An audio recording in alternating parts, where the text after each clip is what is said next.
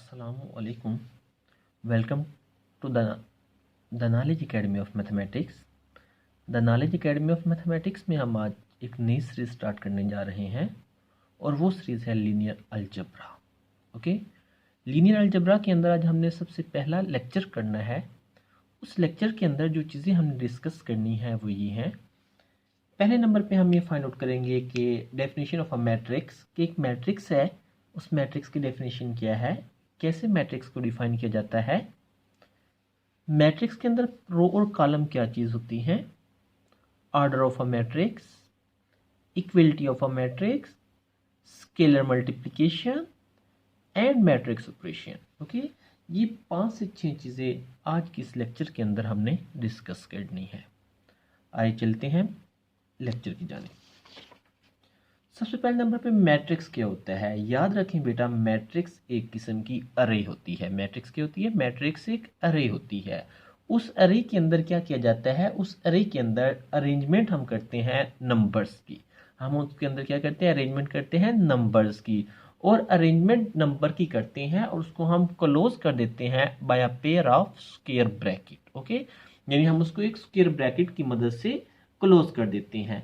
तो अगर मैं मैट्रिक्स की डेफिनेशन पढ़ना चाहता हूं, ये मैंने लिखी है मैट्रिक्स की डेफिनेशन कि an arrangement of different number और different element in the form of row or column, in the form of row or column within square bracket is called a matrix. Okay, matrix की definition क्या होती है? Matrix की definition ये है कि an arrangement of number in the form of row and column within square bracket is called a matrix. Okay, कि एक मैट्रिक्स एक ऐसी अरेंजमेंट ऑफ नंबर है जिसमें हम नंबर्स को एक रो और एक कॉलम की फॉर्म में लिखते हैं. ओके, और याद रखें हमेशा मैट्रिक्स को जो रिप्रेजेंट किया जाता है वो कैपिटल अल्फाबेट से रिप्रेजेंट किया जाता है. कैसे रिप्रेजेंट किया जाता है? कैपिटल अल्फाबेट से. देखें, ये मैंने 2 एग्जांपल दी हैं. एक a is equal to 1 2 3 and 4. a यहाँ पे क्या चीज़ है? एक मैट्रिक्स है. a क्या चीज़ है? एक मैट्रिसेस है. ये 1 2 3 एंड 4 ये क्या है? इसको हम एंट्रीज कहते हैं. एंट्रीज भी इसको कहते हैं या एलिमेंट ऑफ अ मैट्रिक्स भी यही चीज है. और ये दो, ये क्या है? ये स्क्वायर ब्रैकेट है. ये क्या है? Square bracket. ओके, इसी तरह मैंने एक और मैट्रिक्स लिखा है. ये मैट्रिक्स क्या है? B. B is equal to 4 -5 a 2 1 0 1 2. अब इसके अंदर बी क्या है? बी एक मैट्रिसेस है. और ये वाले क्या चीज है? 4 -5 a 2 1 0 1 2. ये क्या है? एलिमेंट्स है या एंट्रीज ऑफ अ मैट्रिसेस हैं. ओके, और ये दोनों क्या है? पेयर ऑफ स्क्वायर ब्रैकेट है. ओके, इस मेरे कहने का मतलब अब ये हुआ कि एक मैट्रिक्स है. मैट्रिक्स को तो हमेशा हम क्या करते हैं? कैपिटल अल्फाबेट से रिप्रेजेंट करते हैं. लेकिन जो इसकी एंट्रीज हैं, जो इसके नंबर्स हैं, जो इसके एलिमेंट्स हैं, उनको हम स्मॉल अल्फाबेट से भी रिप्रेजेंट करते हैं. जैसे इसके अंदर मैंने ए इस्तेमाल किया, या एक्स वाई जी भी मैं इस्तेमाल कर सकता हूँ, एक्स वाई एंड जी भी इस्तेमाल कर सकता हूँ, एल एम एंड एन भी रिप्रेजेंट कर सकता हूँ. ठीक है, यानी मैट्रिक्स को हमेशा कैपिटल अल्फाबेट से रिप्रेजेंट करते हैं, जबकि इनके एलिमेंट्स को या इनकी एंट्रीज को हम क्या करते हैं? स्मॉल अल्फाबेट भी ले सकते हैं, हम कुछ नेम भी लिख सकते हैं. ठीक है, और नंबर से भी रिप्रेजेंट किया जाता है. ओके, अब देखिए मैट्रिक्स के अंदर हमने 2 चीजें इस्तेमाल की थी. एक चीज क्या इस्तेमाल की थी? रो. और दूसरा वर्ड हमने इस्तेमाल किया था कॉलम. ये रो और कॉलम क्या चीज है ये अब पढ़ते हैं. रो क्या होती है बेटा? रो ये है हमारे पास, row horizontal line of entries in a matrix. यानी एक मैट्रिक्स है, उस मैट्रिक्स के अंदर जो हॉरिजॉन्टल लाइन ऑफ एंट्रीज है, एंट्रीज की वो लाइन जो हॉरिजॉन्टली होती है, वो क्या कहलाती है? वो रो कहलाती है. वो क्या कहलाती है? रो. यानी horizontal line of entries in a matrix. एक मैट्रिक्स के अंदर जो हॉरिजॉन्टल लाइन ऑफ एंट्री होगी वो क्या कहलाएगी? रो कहलाएगी. जैसे एक मैट्रिक्स है मेरे पास ए इज इक्वल टू 1 2 3 4 5 6. अब देखिए ये वाली मेरे पास क्या है? 1 एंड 2. ये हॉरिजॉन्टल लाइन है, एक हॉरिजॉन्टल लाइन है, ये एक रो को रिप्रेजेंट करती है. ये 3 एंड 4 ये दूसरी हॉरिजॉन्टल लाइन है, ये दूसरी रो को रिप्रेजेंट करती है. ये 5 एंड 6 ये तीसरी हॉरिजॉन्टल लाइन है, तो ये किसको रिप्रेजेंट करती है? थर्ड रो को. ओके, इसी तरह कॉलम, कॉलम क्या होता है, what do you mean bye, ये एक और मैट्रिक्स मैंने लिखा है ए इज इक्वल टू 1 2 3 4 5 6 7 8 9 10 11 12। अब देखिए ये 1 2 3 4 ये एक रो को रिप्रेजेंट करते हैं, 5 6 7 8 ये किसको रिप्रेजेंट करते हैं, सेकेंड रो को, दूसरी रो को, 9 10 11 12 ये एक रो को रिप्रेजेंट करते हैं जो R3 का मैंने नाम दे दिया। ओके, इसी तरह column, what do you mean by column, column क्या होता है, देखिए रो होती थी हमारे पास horizontal line of entries in a matrix. Okay, किसी भी मैट्रिक्स के अंदर जो हॉरिजॉन्टल लाइन ऑफ एंट्रीज है वो रो कहलाती है। लेकिन कॉलम क्या होता है, कॉलम होता है vertical line of entries in a matrix, vertical line of entries in a matrix. किसी भी मैट्रिक्स के अंदर जो वर्टिकल लाइन ऑफ एंट्रीज होती है वो क्या कहलाती है, कॉलम्स कहलाती हैं। क्या कहलाती है, कॉलम। जैसे मैंने यहाँ एग्जांपल्स दिए हैं 3 4 आपके पास, देखिए ये पहले एग्जांपल है a इज इक्वल टू 1 2 3, ये वाली लाइन क्या है, ये एक वर्टिकल लाइन है तो कॉलम 1 है। Second b is equal to 1, ये जस्ट एक कॉलम है, एक वर्टिकल लाइन है। देखिए यहाँ c is equal to 1 and 2, ये एक वर्टिकल लाइन है C1 और ये सेकंड वर्टिकल लाइन है C2। मैंने कॉलम को रिप्रेजेंट कर दिया किससे, C से बेटा। इसी तरह ये मेरे पास एक कॉलम है, column D is equal to 1 2 3 and 4। अब एक वर्टिकल लाइन ये 1 एंड 3 ये कॉलम 1 को रिप्रेजेंट करते हैं, 2 एंड 4 ये कॉलम 2 को रिप्रेजेंट करते हैं। इसी तरह ये देखिए बेटा E is equal to 1 2 3 4 5 6 7 8। Okay, ये 1 एंड 5 ये पहले कॉलम को रिप्रेजेंट करते हैं, वर्टिकल लाइन है। 2 एंड 6 ये सेकंड वर्टिकल लाइन है तो कॉलम 2 को रिप्रेजेंट करेंगे। 3 एंड 7 ये थर्ड वर्टिकल लाइन है तो कॉलम 3 को रिप्रेजेंट करेंगे। 4 एंड 8 ये अपना क्या है, चौथी वर्टिकल लाइन है, फोर्थ वर्टिकल लाइन है तो कॉलम 4 को रिप्रेजेंट करेंगे। ओके, कंसेप्ट क्लियर हो चुका है कॉलम एंड रो का। अब चलते हैं अगले टॉपिक की जानिब, ऑर्डर। ऑर्डर क्या होता है, ऑर्डर का जो दूसरा नाम बुक वाले यूज करते हैं वो मैक्सिमम वो साइज भी यूज करते हैं। वो क्या करते हैं, साइज, यानी ऑर्डर ऑफ अ मैट्रिक्स और साइज ऑफ अ मैट्रिक्स। क्या होते हैं ऑर्डर ऑफ अ मैट्रिक्स और साइज ऑफ अ मैट्रिक्स, याद रखें जो ऑर्डर ऑफ अ मैट्रिक्स होता है वो हमेशा number of rows in a matrix cross number of column in a matrix. यानी एक मैट्रिक्स है, उस मैट्रिक्स के अंदर जितनी नंबर ऑफ रोज है क्रॉस उसका नंबर ऑफ कॉलम, जब हम उसको ये रिप्रेजेंट कर लेंगे तो वो क्या कहलाएगा, ऑर्डर ऑफ अ मैट्रिक्स कहलाएगा। क्या कहलाएगा, ऑर्डर ऑफ अ मैट्रिक्स। जैसे मेरे पास एक नंबर है, एक मैट्रिक्स है ए इज इक्वल टू 1 2 3 4 5 6 7 4 5 6 7 8 9। अभी देखिए 1 2 3 ये फर्स्ट हॉरिजॉन्टल लाइन है तो ये R1 होगी। 4 5 6 ये सेकंड हॉरिजॉन्टल लाइन है तो ये R2 होगी। 7 8 9 ये थर्ड हॉरिजॉन्टल लाइन है तो क्या होगी बेटा, ये R3 होगी। यानी इसके अंदर जो टोटल नंबर ऑफ रोज हैं वो कितनी है, 3 है। अब देखिए ये 1 4 एंड 7 ये फर्स्ट वर्टिकल लाइन है तो कॉलम क्या होगा, 1। 2 5 8 ये सेकंड वर्टिकल लाइन है तो कॉलम 2। 3 6 9 ये थर्ड वर्टिकल लाइन है तो कॉलम 3।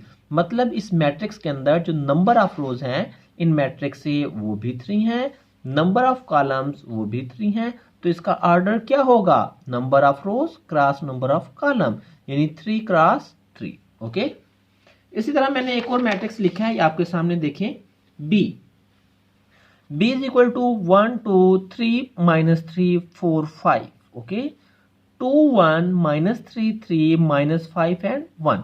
हमने इसका ऑर्डर बताना है, इसका ऑर्डर कितना है। पहले हम इसकी हॉरिजॉन्टल लाइन चेक करते हैं, हॉरिजॉन्टल लाइन ऑफ एंट्रीज, फिर हम इसकी vertical line of entries check करेंगे।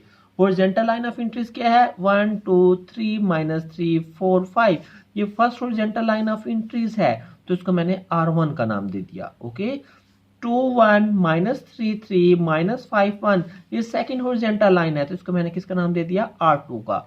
मतलब ये पता लग गया मुझे यहाँ से कि इसके अंदर number of rows, total number of rows in a matrix B are 2। Okay, अब अगर मैं कॉलम की बात करता हूँ, इसके अंदर कॉलम्स कितने हैं, देखें 1 एंड 2 ये फर्स्ट वर्टिकल लाइन है तो C1। 2 एंड 1 ये सेकंड वर्टिकल लाइन है तो C2। 3 एंड -3 ये थर्ड वर्टिकल लाइन है तो बेटा कॉलम 3। -3 एंड 3 ये फोर्थ वर्टिकल लाइन है तो कॉलम 4। 4 एंड -5 ये फिफ्थ वर्टिकल लाइन है तो कॉलम 5।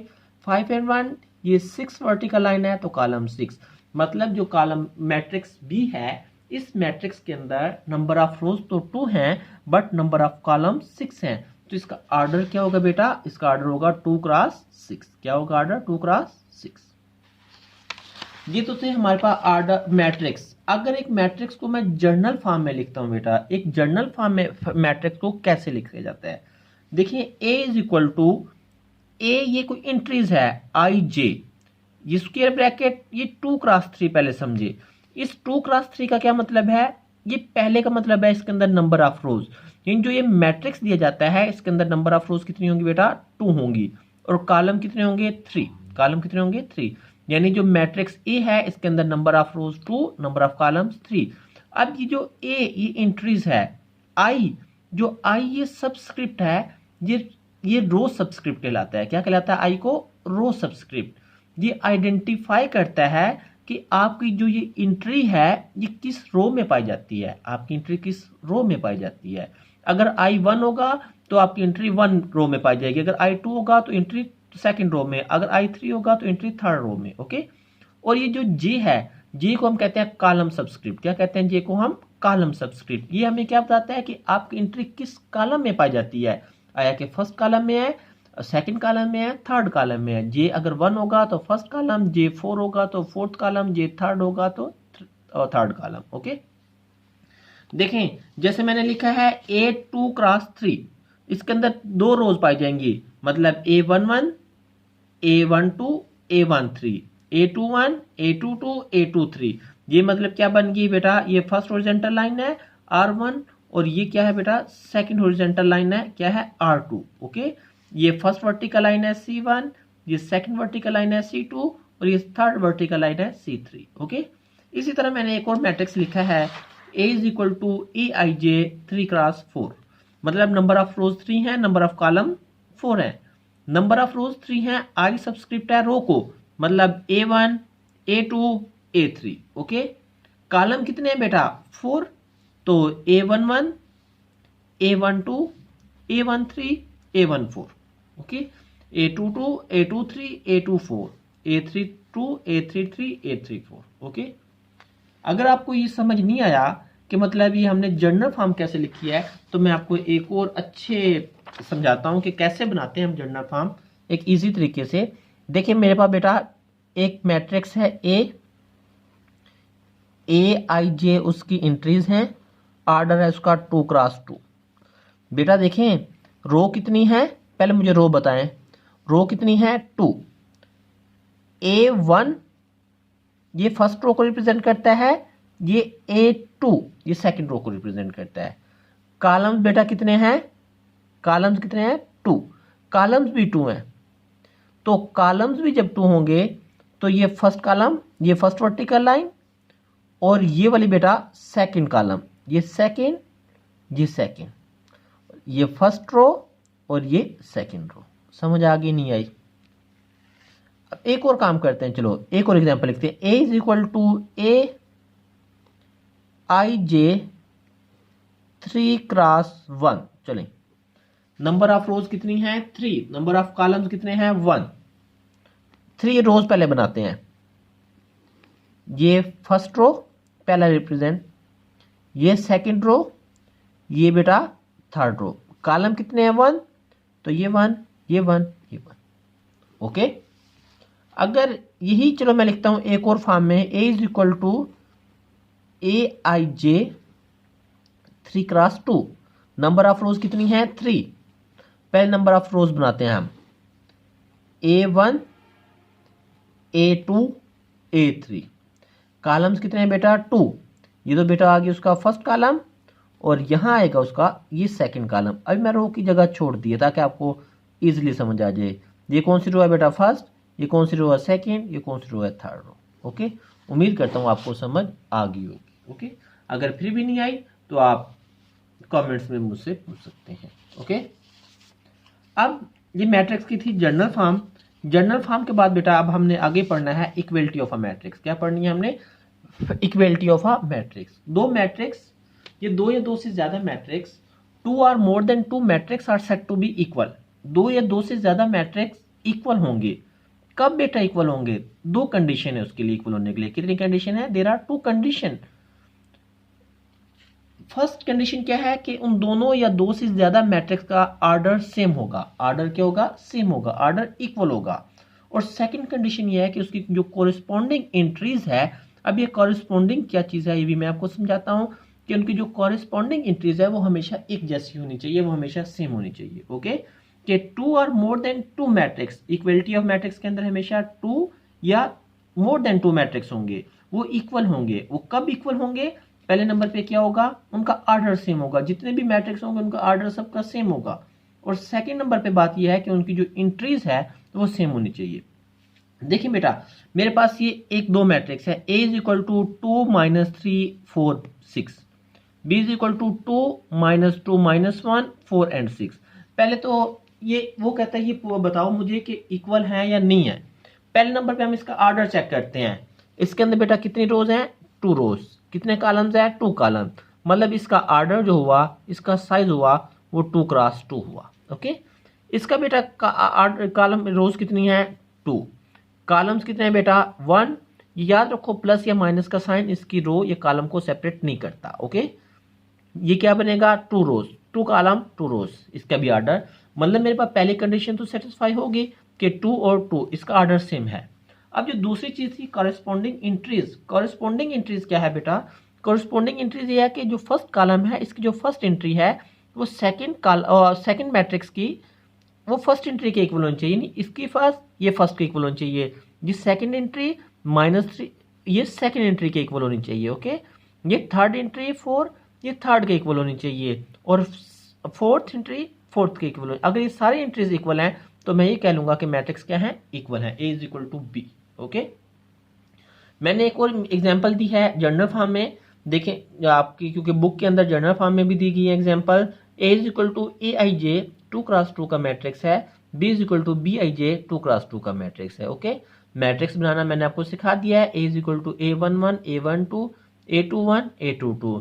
यहाँ चूंकि अपना इंट्रीज B है तो क्या बनेगा? B11 B12 B21 B22। अब देखें ये इक्वल होंगे या नहीं होंगे? इक्वल कब होंगे? पहले नंबर पे तो इसका ऑर्डर चेक करें। इसका ऑर्डर बेटा कितना है? 2 क्रॉस 2 है। नंबर ऑफ रोज और number of column, number of रोज भी 2 है, नंबर ऑफ कॉलम्स भी 2 है। इसका ऑर्डर बेटा चेक करें, इसका ऑर्डर भी कितना है? 2 क्रॉस 2 है। अब देखें कॉरेस्पॉन्डिंग एंट्रीज क्या है? इक्वल होंगे। इक्वल कब होंगे? अगर A11 किसके इक्वल आएगा? B11 के इक्वल आएगा। A12 किसके इक्वल आएगा? B12 के इक्वल आएगा। A21 किसके इक्वल आएगा? B21 के इक्वल आएगा। ये बेटा मैंने लिख दिया है। A22 किसके इक्वल आएगा? B22 के। अगर ये चारों इंट्रीज भी इक्वल हैं तो मैं कह दूंगा कि मैट्रिक्स क्या है? इक्वल है। ओके, ये इक्वल मैट्रिक्स की डेफिनेशन थी। अब आगे देखें, अगर दो मैट्रिक्स इक्वल हों तो हमें वेरिएबल फाइंड आउट करना होता है। दो मैट्रिक्स इक्वल होंगे तो हमें क्या फाइंड आउट करना होगा बेटा? वेरिएबल। ये मेरे पास एक क्वेश्चन है कि find x and y if x - 2 7y equal to -4 -2 7 22। Okay, ये दो मैट्रिक्स हैं, वो कहते हैं इक्वल है। इक्वल तो आपको बता दिया है। वो कहते हैं कि अगर ये इक्वल हैं तो इसके मुझे बताओ x और y। देखिए बेटा, फर्स्ट एलिमेंट किसके इक्वल होना चाहिए? फर्स्ट के, यानी x की वैल्यू हमें यहां से डायरेक्ट पता लग गई कि x इज इक्वल टू -4 है।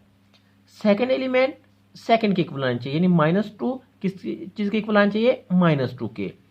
थर्ड एलिमेंट थर्ड के इक्वल आना चाहिए, यानी 7 किस चीज के इक्वल आना चाहिए? 7 के। और जो फोर्थ एलिमेंट है वो फोर्थ के इक्वल आना चाहिए, यानी y किस चीज के इक्वल आएगा? 22। x की वैल्यू -4, y की वैल्यू 22। ओके, एक और क्वेश्चन देखते हैं। एक और क्वेश्चन क्या है?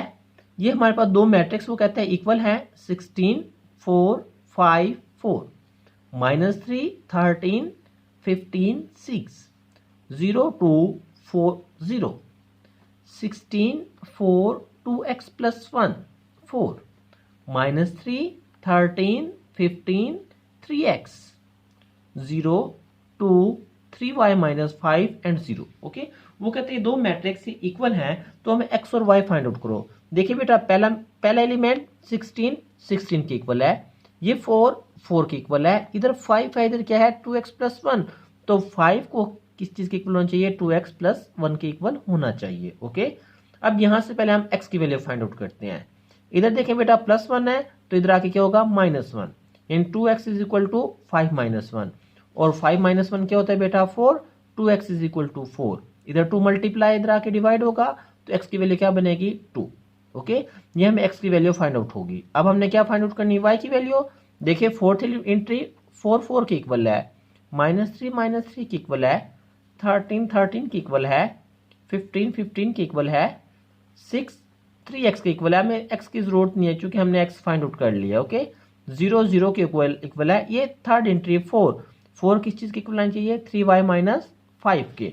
तो देखें मैंने क्या किया, 3y - 5 इक्वल टू 4, इधर -5 इधर आके क्या होगा +5, 4 + 5 क्या बनता है 9, 3y इक्वल टू 9, इधर 3 मल्टीप्लाई इधर आके डिवाइड होगा तो y की वैल्यू क्या बनेगी 3, यानी x की वैल्यू 2 और y की वैल्यू 3। ओके, इसी तरह एक और क्वेश्चन है मेरे पास, x और y हमने इसमें भी फाइंड आउट करना है। देखें x + 2 8 - 3, 1 2y 2x, 7 - 2y + 2 equal to 2x + 6 8 - 3, 1 18 - 8, 7 - 2 11। First entry बेटा फर्स्ट के इक्वल होनी चाहिए, x + 2 किस चीज़ के इक्वल होना चाहिए, 2x + 6 के। देखिए अब मैं यहाँ से ये इधर +x है तो इसको इधर ले जाऊंगा मैं, -x बनाऊंगा, ये इधर +6 है इसको मैं इधर लाके -6 बनाऊंगा, यानी मेरे पास क्या बनेगी 2 - 6 is equal to 2x - x। Okay, 2x - x क्या बनता है 1x, यानी 2x - 1x, और 2 - 6 क्या बनता है 4 -4, तो x की वैल्यू बेटा मेरे पास क्या आ गई -4। अब देखें ये फिफ्थ एंट्री जो 2y है ये किस चीज़ के इक्वल होनी चाहिए, 18 के इक्वल होनी चाहिए, यानी 2y इज इक्वल टू 18, इधर 2 मल्टीप्लाई है तो इधर आके क्या होगा 2 डिवाइड, तो y इज इक्वल टू 18/2 क्या बनता है 9, 18/2 क्या बनता है 9। ओके, अब एक और टॉपिक है स्केलर मल्टीप्लिकेशन। क्या कहते हैं इसे, स्केलर मल्टीप्लिकेशन। कोई भी एक मैट्रिक्स होगा हमने उसको स्केलर मल्टीप्लिकेशन करनी है। हमने स्केलर का मतलब होता है एक नंबर, स्केलर क्या होता है एक नंबर, एक नंबर को किसी भी मैट्रिक्स के साथ मल्टीप्लाई करना। जैसे 4 को मैं मल्टीप्लाई करता हूँ 1 2 -3 एंड 4 के साथ, हर इंट्रीज को आपने मल्टीप्लाई करना होता है। ओके, 4 को 1 से मल्टीप्लाई किया 4 4 2 8, 4 3 12, लेकिन माइनस का 4 4 16। ओके, जैसे एक और है -5 को मैंने मल्टीप्लाई करना है A B C and -d के साथ। -5 को ए से मल्टीप्लाई किया -5 -5b -5a -5c और +5d। ओके, अब जो ऑपरेशन हमने डिफाइन करना है, ऑपरेशन बेटा इस तरह डिफाइन करना है, मेरे पास 2 या 2 से ज्यादा मैट्रिक्स दिए जाएंगे। जैसे एक मैट्रिक्स मुझे A गिवन है, A11 A12 A21 A22, और B मैट्रिक्स है B11 B12 B22 B21 B22। अगर इन दोनों को मैं ऐड करता हूं कोरिस्पोंडिंग एंट्रीज ऐड होती हैं। ओके, यानी A11 में क्या ऐड होगा B11, A12 में क्या ऐड होगा B12, A21 में क्या ऐड होगा बेटा B21, A22 में क्या ऐड होगा B22। ओके, यानी कोरिस्पोंडिंग एंट्रीज हमेशा आपस में ऐड होती हैं। ओके, चलिए एग्जांपल देखते हैं एक या दो, तो फिर और क्लियर हो जाएगा। हमें देखिए यहाँ पे दो वैल्यू दे दी गई है, एक A है और एक B है। A क्या है 2 1 1 -1 -1 4, B की वैल्यू क्या है 2 -3 4 -3 1 एंड -2। हमें क्या कहता है पहले नंबर पे A + B फाइंड आउट करें। बेटा A + B, A की इंट्रीज मैंने ये लिख दी सारी जो मैट्रिक्स आपको गिवन था, प्लस B की इंट्रीज ये लिख दी। अब ऐड कैसे होते हैं मैंने आपको बताया, करस्पॉन्डिंग एलिमेंट 2 + 2 ये लिख दिया मैंने, 1 -3 ये लिख दिया, 1 + 4 ये आ गया, -1 -3 -1 1 4 -2। ओके, यानी करस्पॉन्डिंग एलिमेंट, यानी फर्स्ट एंट्री फर्स्ट के साथ, सेकंड के साथ, थर्ड के साथ, ऐसे करना है आपने। तो क्या बनेगा बेटा 2 + 2 4, 1 -3 -2, 1 + 4 5, -1 -3 -4, -1 + 1 0, 4 -2 2। ओके, ये समझ आ गया। A + B की वैल्यू ये आ गई हमें। सेकंड नंबर पे हमने ये फाइंड आउट करना है A - B। A की एंट्री मैंने ये लिखी, B की एंट्री ये लिखी, दरमियान में माइनस करते हैं तो आपको पता है कि जो सेकंड मैट्रिक्स की जितनी भी एंट्रीज हैं उसके साइन चेंज हो जाते हैं। 2 देखें इधर बेटा +2 था, इधर आके क्या बनेगा -2, 1 सेकेंड एंट्री, इधर -3 है, इधर आके क्या बनेगा +3, 1, इधर +4 है, इधर आके क्या बनेगा -4, -1, इधर -3 है, इधर आके +3, -1, इधर +1 है, इधर आके -1, 4, इधर -2 है, इधर आके +2, ओके। 2 - 2 0 और 1 + 3 4, 1 - 3 1 - 4 सॉरी -3, -1 + 3 2, -1 - 1 -2, 4 + 2 6, ओके। ये a - b भी फाइंड आउट कर लिया। अब हम करते हैं अगला क्वेश्चन 2a। 2a बेटा क्या हमने कैसे फाइंड आउट करते हैं, स्केलर मल्टीप्लिकेशन, यानी ये कोई एक नंबर है, स्केलर नंबर है और ये एक मैट्रिक्स है। 2 × मैट्रिक्स a मैंने लिख लिया। 2 को अंदर हर एक के साथ अलग अलग मल्टीप्लाई करो बेटा। 2 × 2 = 4, 2 × 1 = 2, 2 × 1 = 2, 2 × 1 = 2 बट माइनस का, 2 × 1 = 2 -2, 2 × 4 = 8। ये हमने 2a फाइंड आउट कर लिया। अब एक और चीज है 2a - b फाइंड आउट करनी, वो कहता है बुक वाला कहता है आपको 2a तो आपने ये फाइंड आउट कर लिया, -b की एंट्रीज लिख दें। माइनस करना फिर आपको पता आता है, ये 4 इधर +2 इधर आके -2, 4 - 2 = 2, 2 इधर -3 इधर आके बेटा +3 होगा, 2 + 3 = 5, 2 इधर +4 इधर आके बेटा -4 होगा, 2 - 4 = -2, -2 इधर -3 इधर आके बेटा +3 होगा, 2 + 3 माइनस का 2 सॉरी प्लस का 3 +1, -2 + 3 +1, -2 - 1 -3, 8 + 2 क्या बनेगा 10, ओके। ये हमारे पास 2a - b आंसर आ गया। अब इसी तरह वो कहता है ये फाइंड आउट करो b + 1/2a। b की वैल्यू आपने लिखी, + 1/2 a की वैल्यू लिखी।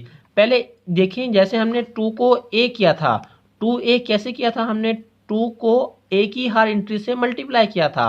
तो इसी तरह हम 2a की हर एंट्री को 2 से डिवाइड करेंगे। 2 से डिवाइड करेंगे बेटा, 2 × 1 = 2, 0.5 0.5 -0.5 -0.5 एंड 2, ओके। अब b में ऐड कर दो, 2 + 1 3, -3 + 0.5 -2.5, 4 + 0.5 4.5, -3 - 0.5 -3.5, 1 - 0.5 0.5, -2 + 2 0, ओके। इसी तरह और भी क्वेश्चन दिए गए हैं बुक के अंदर, आप उनकी प्रैक्टिस कीजिएगा। अगर ना समझ आए तो आप मुझसे पूछिएगा, राब्ता कीजिएगा। एक और चीज हम फाइंड आउट करते हैं, वो कहता है कि फाइंड XYZ, आप XYZ फाइंड आउट करो अगर ये कंडीशन दी जाए, 4XYZ - 1 = 2YZ - X1 +2 4X 5 - X। बेटा पहले तो राइट हैंड साइड को हम देखते हैं, इसको 2 से मल्टीप्लाई करते हैं अंदर, इसको 2 से मल्टीप्लाई करते हैं। 2 से मल्टीप्लाई करेंगे बेटा 2y 2z -2x, 2 × 1 = 2, इसको 2 से मल्टीप्लाई करेंगे बेटा 2 × 4 = 8, 2 × 1 = 2x, 2 × 5 = 10, 2 × 1 = -2x, ओके। अब इन दोनों को ऐड कर लेता हूं मैं। जब इन दोनों को ऐड करते हैं बेटा, ये left hand side as it is आ रही, लेफ्ट हैंड साइड को सॉरी मैंने 4 को अंदर मल्टीप्लाई किया और ये 7 एज इट इज आ गई, ओके। 2y + 8 ये फर्स्ट एंट्री बनेगी, 2z + 2x सेकेंड एंट्री बनेगी, -2x + 10 थर्ड एंट्री बनेगी, 2 - 2x फोर्थ एंट्री बनेगी। अब बेटा इसके अंदर जो ट्रिक होती है, जब इस तरह more than one variable find out करने हो या जब काफ़ी ज़्यादा वेरिएबल फाइंड आउट करने हो, तो हम क्या काम करते हैं, हम ये देखते हैं कि कोई एक वेरिएबल जो ईजिली फाइंड आउट हो सकता हो।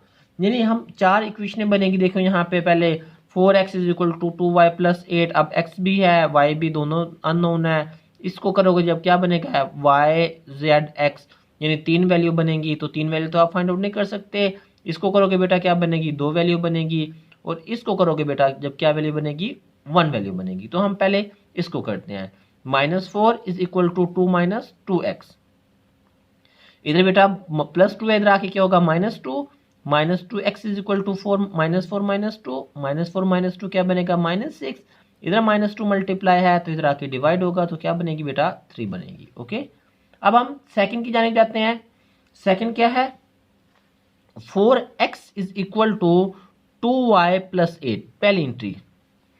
अब देखिए हमें x की वैल्यू तो पता लग गई, x की वैल्यू क्या फाइंड आउट की हमने 3, x की जगह मैं 3 लगा दूंगा। 4 into 3 is equal to 2y plus 8, 4 3 ज़ा 12, 12 minus 8 is equal to 4, 4 is equal to 2y, इधर 2 मल्टीप्लाई इधर आके डिवाइड होगा। ओके, पहले हमने मतलब पहले स्टेप में हमने वो काम करना है जो सिंगल अननोन होगा।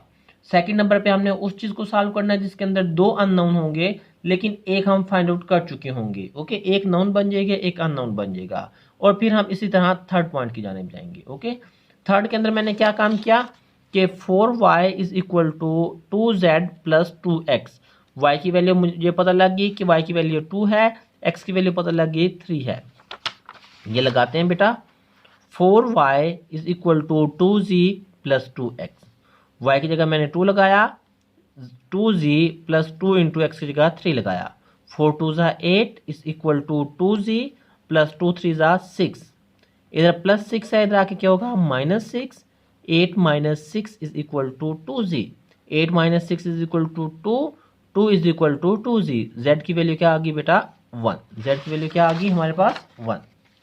ये था हमारा आज का लेक्चर, और ये जो मैंने बुक को फॉलो किया है वो है एलिमेंट्री लीनियर अलजेब्रा 8 एडिशन है। ओके, और वो है 8 एडिशन रॉन लार्सन का। ओके, अगर आपको ये वीडियो अच्छी लगी है तो सब्सक्राइब कीजिए, वीडियो को लाइक कीजिए, दोस्तों के साथ शेयर कीजिए, और इसके साथ साथ अगर आपको ये लेक्चर पीडीएफ फॉर्म में चाहिए तो आप डिस्क्रिप्शन में दी गई ईमेल एड्रेस पे रब्ता कर सकते हैं। ओके, और अगर आपको लीनियर अलजेब्रा का 8 एडिशन का सॉल्यूशन मैनुअल इसी तरह इस फॉर्म में चाहिए, सारे के सारे क्वेश्चन सॉल्व हुए, तो आप वो भी रब्ता कर सकते हैं। अपना बहुत ख्याल रखिएगा। इसके साथ ही इजाज़त दीजिए अनीश शरीफ को। अल्लाह हाफिज़।